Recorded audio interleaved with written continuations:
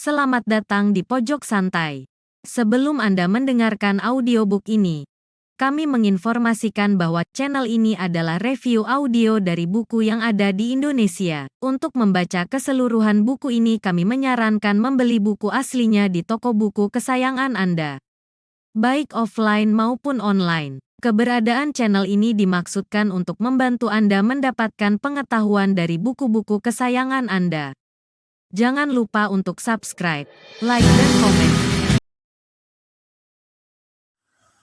Selamat datang di Pojok Santai, channel khusus yang membahas komik dan novel dengan cara asik.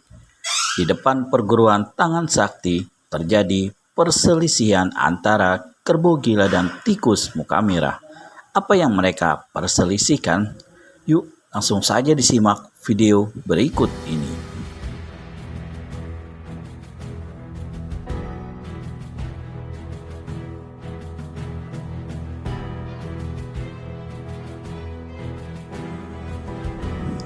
Wajah si tikus muka merah berubah semakin merah mendengar ejekan kasar itu. Seumur hidupnya, baru kali ini dirinya dihina orang. Kemarahan yang hebat kini membakar hatinya. Pada saat dia sangat ditakuti sampai di beberapa desa, tapi kini dihina si kerbau gila begitu saja. Memang nama besar si kerbau gila telah didengarnya, maka tentu saja hatinya menjadi gentar juga, walaupun belum dibuktikan kebenarannya.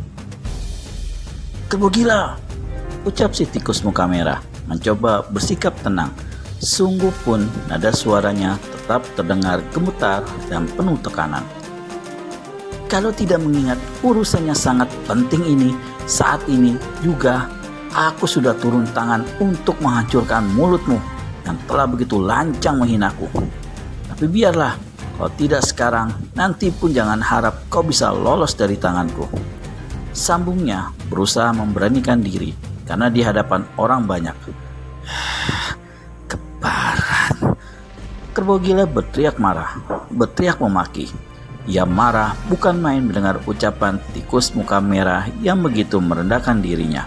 Hampir-hampir saja diterjang laki-laki kurus berwajah merah itu. Untung saja segera teringat akan tujuannya datang ke Gunung Waru ini. Maka segera diredam amarahnya. Tapi sempat juga dikeluarkan sebuah ancaman yang berbau maut. "Berhati-hatilah kau, tikus got. Sehabis mengambil pedang bintang, aku akan mencarimu kemanapun dan kukuluti dagingmu." Setelah puas mengancam, kerbau gila kini mengalihkan perhatiannya kepada belasan orang yang keluar dari pintu gerbang perguruan Tangan Sakti. "Jawab pertanyaanku sebelum kesabaranku hilang. Siapa di antara kalian yang bernama Wanayasa?" bentak kerbau gila. "Apa urusanmu mencari guru kami?" tanya Seta, salah seorang dari 3 orang yang berdiri paling depan. "Oh, jadi kalian ini murid-murid Wanayasa?" tanya kerbau gila lagi, bernada kurang ajar sambil memperhatikan Seta yang bertubuh tinggi kurus dan berkumis tipis. Kulitnya coklat sawo matang. Seta hanya mengangguk. Masih ditobanya untuk bersabar, walaupun kemarahannya sejak tadi telah bergolak melihat kekurang ajaran orang yang berdiri di hadapannya ini. Baginya, kemarahan hanya akan mendatangkan kerugian. "Aku tidak mempunyai urusan dengan kalian," bentak si kerbau gila keras.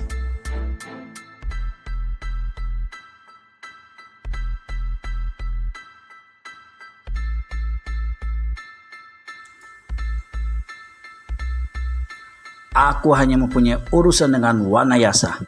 Ayo, panggil dia dan cepat menemuiku." Sret, sret. Bagai di komando, belasan murid perguruan Tangan Sakti yang berdiri di belakang Seta bersama-sama menghunus pedangnya. Para murid perguruan Tangan Sakti itu sudah tidak sanggup lagi menahan amarah melihat sikap si kerbau gila yang telah keterlaluan menghina guru mereka. Bahkan Satria dan Mega pun sudah bersiap-siap menyerang. Kalau saja tidak menghormati kakak seperguruan, mungkin sudah sejak tadi mereka menerjang si kerbau gila yang keterlaluan itu. "Tahan!" teriak Seta mencegah tindak lanjut adik-adik seperguruannya. Kemudian dengan sikap masih tenang dihadapinya si Kerbau Gila. Kerbau Gila, perlu kau ketahui bahwa setiap persoalan apapun yang menyangkut guru kami juga menjadi wewenangku untuk mengurusnya. Apapun bentuk persoalan itu, apalagi hanya persoalan denganmu yang sangat sepele ini. Jangankan guruku, aku pun mampu mengatasinya, ujar Seta tandas. Pak Rat, kau tidak akan mampu mengurus masalah ini. Panggil Wanayasa, cepat, sebelum kesabaranku hilang. Sudah kukatakan tadi, semua urusan yang menyangkut guruku, apapun bentuk urusan itu, telah diserahkan padaku untuk mengurusnya. Baiklah, si Kerbau Gila itu terpaksa mengalah. Karena kau telah mengaku wakil Wanayasa, maka cepat serahkan pedang bintang itu padaku, desak Kerbau Gila. Pedang bintang? Seta mengkerutkan keningnya dan untuk sesaat lamanya tercenung. Tentu saja berita mengenai pedang itu telah didengarnya. Sebilah pedang yang telah membuat dunia persilatan gempar. Kabarnya pedang bintang itu dapat menurunkan ilmu-ilmu peninggalan Ki Gering Langit, tokoh persilatan yang pernah mengalahkan datuk-datuk dunia persilatan di 4 penjuru angin. Itulah sebabnya semua tokoh persilatan tergiur untuk mencari dan mendapatkan pedang itu. Ya, ulang Kerbau Gila keras ketika melihat pemuda di hadapannya terbengong. Hah? Seta sedikit terkejut. Luar biasa. Kau meminta pedang bintang pada kami. Apa aku tidak salah dengar, Kerbau Gila? Sepanjang yang ku ketahui, guruku tidak memiliki pedang bintang. Ki Gering Langitlah yang memilikinya. Minta padanya, bukan pada kami. Tidak usah banyak alasan. Kau tinggal pilih, berikan atau mampus, kertak si Kerbau Gila. Tidak, jawab Seta tegas. Kalau begitu, mampuslah. Si Kerbau Gila segera menerjang Seta. Dalam kemarahannya yang memuncak, laki-laki tinggi besar itu langsung menyerang dengan tongkatnya. Angin menderu-deru hebat mengawali serangannya. Menyingkirlah kalian semua, perintah Seta pada adik-adik seperguruannya.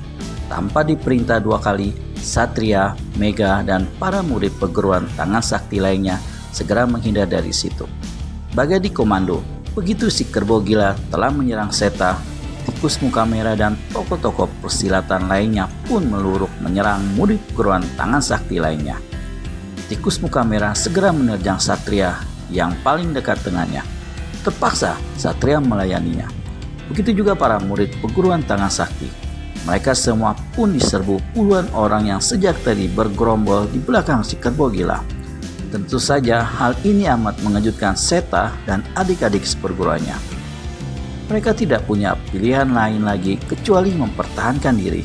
Bahkan kalau mungkin melawan sekuat tenaga dan balas menyerang.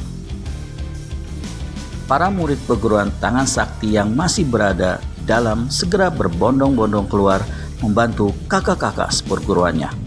Memang para murid yang keluar sejak tadi adalah yang memiliki tingkat kepandaian paling tinggi.